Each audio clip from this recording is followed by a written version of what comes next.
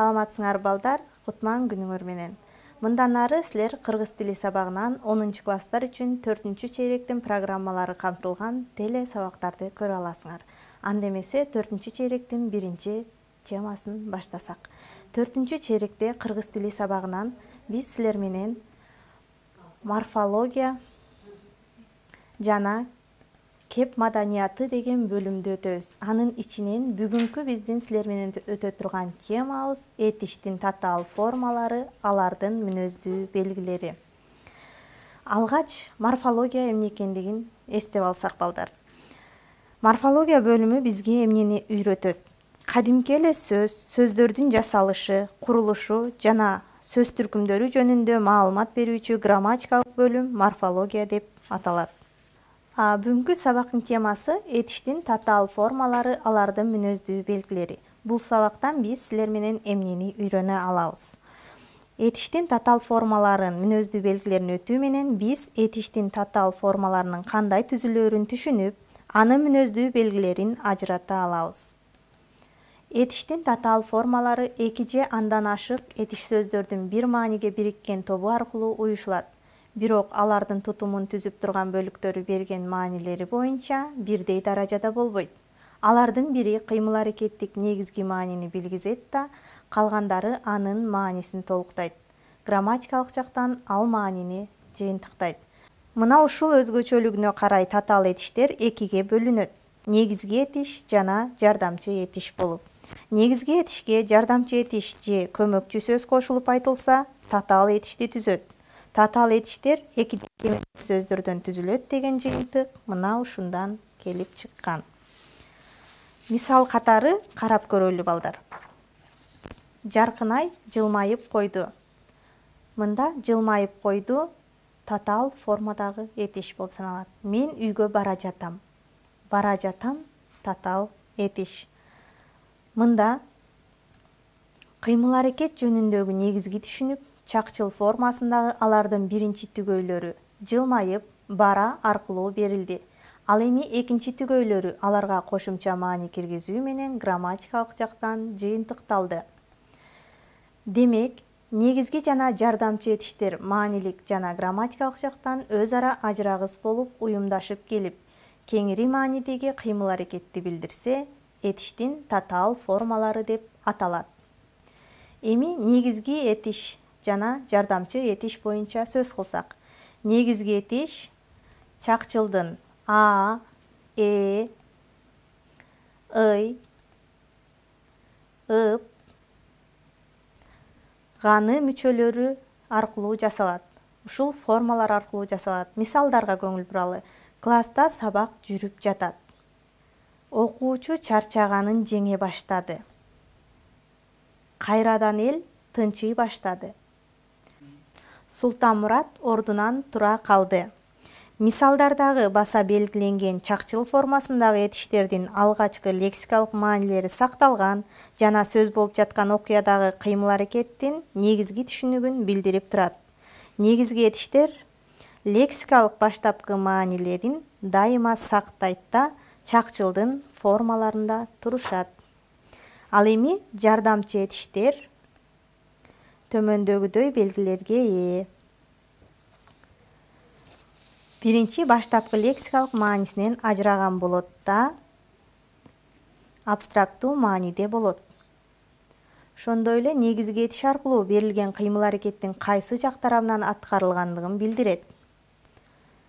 Негизги этишке кошумча маани киргизе алат жардамчы этиштер. Эми мисалдарга көңүл бурсак. Ал унчукпай тура берди. Бул жерде жардамчы этиш кызыл менен белгиленип турган берди деген сөз негизги этиш тура деген сөзгө кошумча маани берип турат. Эмнегедир ошол күндөр эсиме келе түштү. Бексултан жаш балача ыйлап жиберди. Бул жерде түштү, берди, жиберди деген сөздөр жардамчы этиштер аттан түштү, алма берди, үйгө жиберди деген сыяктуу өзүлөрүнүн баштапкы лексикалык маанилерин сактабастан негизги этиш билдирген түшүнүктөрүн кандай мүнөздө өтүшүн билдирип турат. негизги жана жардамчы этиштердин орун алуу багыты дагы туруктуу балдар.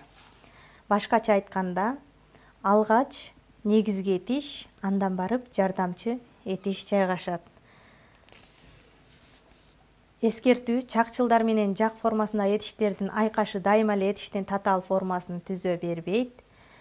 Мисалы карайлы: жигит не дээрин билбей оңтойсуздана күлдү. Жигит не дээрин билбей оңтойсуздана баштады.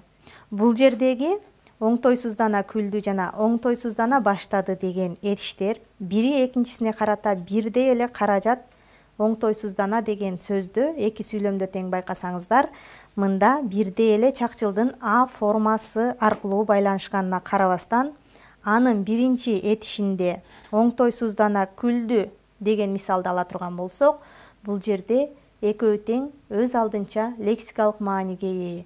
Ал эми экинчи мисалдагы оңтойсуздана баштады деген мисалды алып карасак, мында чакчылдын А формасы менен уюшулган оңтойсуздана деген сөзгө баштады деген жардамчы этиш. Ошондуктан мындай этиштер негизги этишке карата дайыма маанилик жактан көз каранды болот да, аны менен ажырагыс биримдикте колдонулуп, этиштин татаал формасын түзөт. Демек балдар, мындай түзүлүштөгү катар келген этиштерде алардын жак формасындагы түгөйүнүн өз алдынча лексикалык мааниге ээ же ээ эместиги чечүүчү ролду ойнойт. Мисалы: ал жылмайып үндөбөдү, ал жылмайып койду. Биринчи мисалдагы этиштин ар бири өз алдынча мааниге ээ болсо, экинчи мисалдагы этиштер татаал формалуу этиш болуп саналат. Негизги этиш менен жардамчы этиштин байланышуу жолдорунун схемасы: негизги этишке чакчылдын А, ый, ып, ганы, мыш формалар уланат дагы, андан кийин барып жардамчы этиш орун алат. Эми балдар, ушул тема боюнча көнүк иштеп көрөлү. Бул көнүгүдө силер көп чекиттин ордуна татаал этиштин формаларын коюшуңуздар керек. Экөө караңгыда темселеп жүрүп, куурап түшкөн чегедектерден бир далай чогултуп, бул жерде жардамчы этишти табышыбыз керек. Туура жообун келди деп таптыңар деп ишенем. Кийинки мисал: булактын боюна жакын шамал тийбеген ыктоого от салышты. Бул жерде балдар тескерисинче негизги этишти табышыбыз керек. Сүйлөмдүн маанисине карата негизги этишти табабыз. Негизги этиш: жага, булактын боюна жакын шамал тийбеген ыктоого от жага салышты.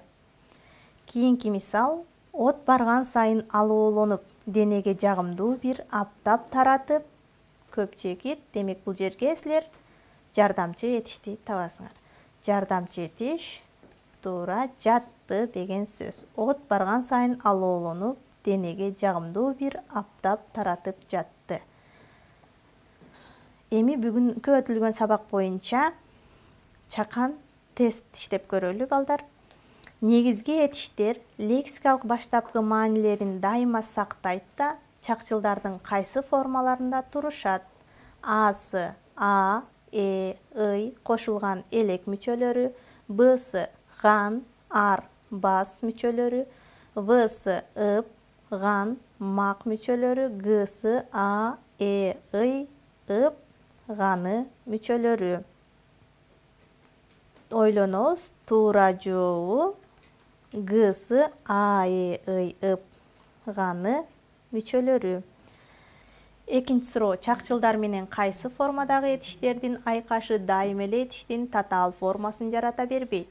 Асы чак, бсы негизги, всы жардамчы, гсы жак. Эми туура жообун ойлонобуз. Туура жообу 4-үнчү вариант. Чакчылдар менен жак формасындагы этиштердин айкашы дайым эле этишти татаал формасын жарата бербейт. Туура жообу 4-вариант. Чакчылдар менен жак формасындагы этиштердин айкашы дайыма эле этиштин татаал формасын жарата бербейт. Ушуну менен бүгүнкү сабагыбыз аягына келип жетти. Бүгүнкү сабактан өзүңөргө керектүү жакшы маалыматтарды алдыңар деп ишенем. Кийинки сабакта жолугушканга чейин сак саламатта болгула.